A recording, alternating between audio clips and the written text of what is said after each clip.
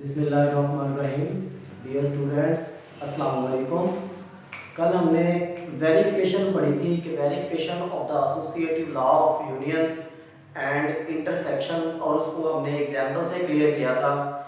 Example से हमने concept को समझा।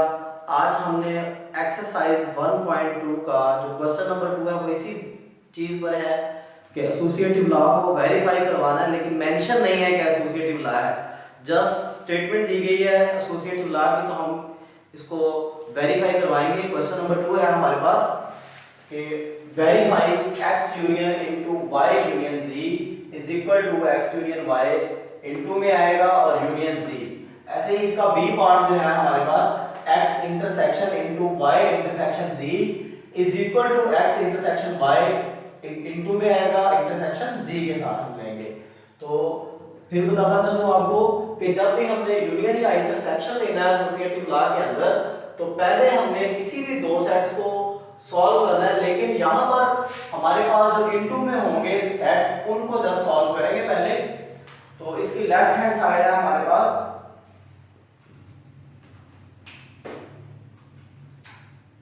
x union into y union z। तो पहले हम इनटू को सॉल्व करेंगे, ब्रैकेट को सॉल्व करेंगे, y यूनियन z लेंगे। अब सेट y क्या है हमारे पास BDCF union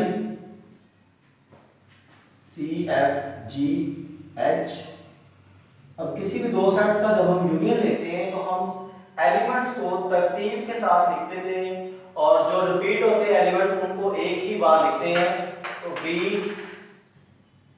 C D F G H, ये हमारे पास आंसर आ जाएगा y यूनियन c का। अब हमने इसका यूनियन लेना है x के साथ, तो x union into y union c। तो सेट x क्या है A B C D union y union z का जो हमारे पास आंसर है वो ये है, ये राइट करेंगे हम B C D F G and H, ये साइड आ जाएगा। अब फिर वही यूनियन लेंगे तो हम तरतीब के साथ एलिमेंट्स को लिख देंगे, और जो 2 टाइम्स एलिमेंट्स आएंगे उनको सिंगल टाइम में लिखा जाएगा A B C D F G and H, ये हमारे पास आंसर आ जाएगा x union into y union z का। अब हम राइट हैंड साइड लेंगे इसकी। राइट हैंड साइड क्या है हमारे पास, राइट हैंड साइड हमारे पास है x यूनियन y इनटू में है यूनियन z। तो पहले हम x यूनियन y लेंगे। सेट x क्या है A B C D union y set. y set क्या है हमारे पास B D C F। तो जब भी दो सेट्स का यूनियन लेंगे तो फिर वो एक काम करेंगे हम कि अरेंजमेंट के अंदर एलिमेंट्स को लिखेंगे, और जो 2 टाइम्स एलिमेंट्स होंगे उनको सिंगल टाइम में ही लिखेंगे। A B C D F आ जाएगा हमारे पास, x यूनियन y का रिजल्ट आ जाएगा। अब हमने इसका यूनियन लेना है z के साथ, तो x यूनियन y इनटू में union z। x union y का जो आंसर है ये है हमारे पास A B C D F union z। z क्या है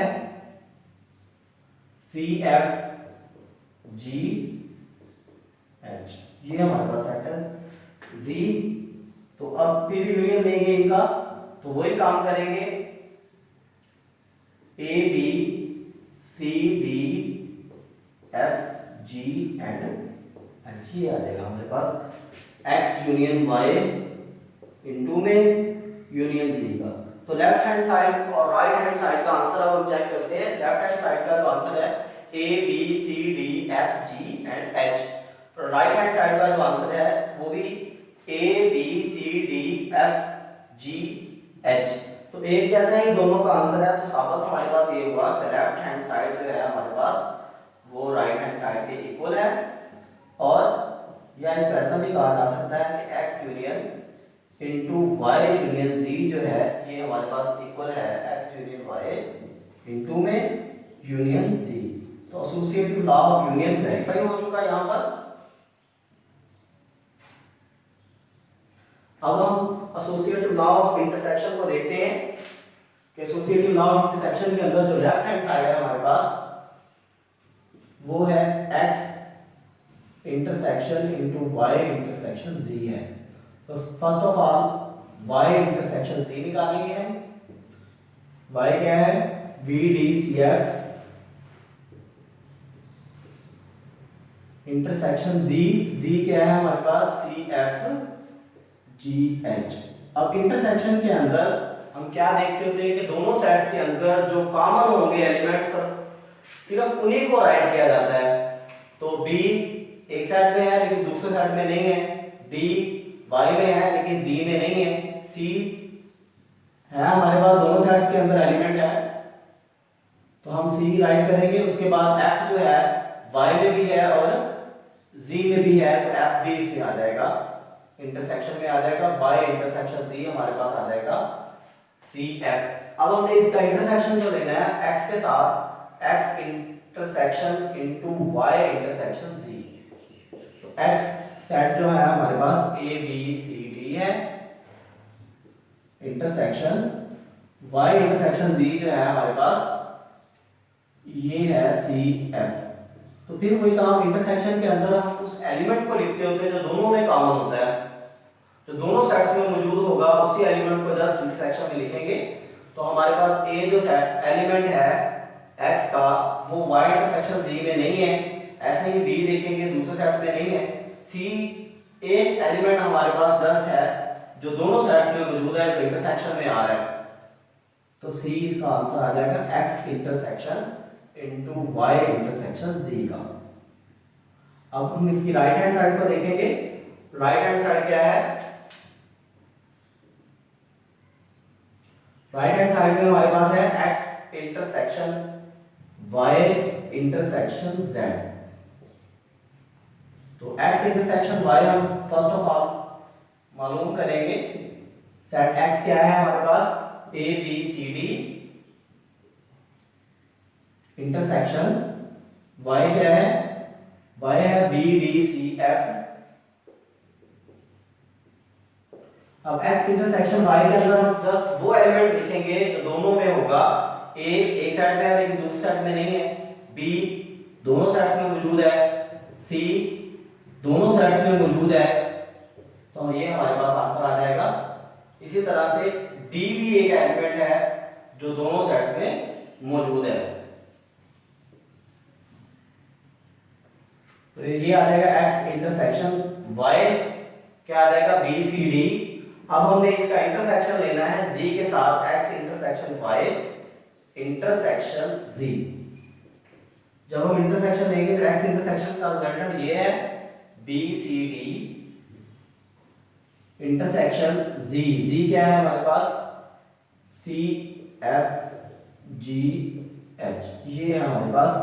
तो इन दोनों के सेट्स के अंदर जो कॉमन एलिमेंट होगा वो हम जस्ट राइट करेंगे। b एक साइड में है लेकिन दूसरी साइड में नहीं है, c दोनों साइड्स में मौजूद है तो c आ जाएगा, d एक साइड में है लेकिन दूसरी साइड में नहीं है, ऐसे ही f g h जो है ये कॉमन नहीं आ रहे, जस्ट c एक एलिमेंट है दोनों साइड्स में जो कॉमन आ रहा है, तो ये हमारे पास आंसर आ जाएगा x इंटरसेक्शन y इनटू में इंटरसेक्शन z।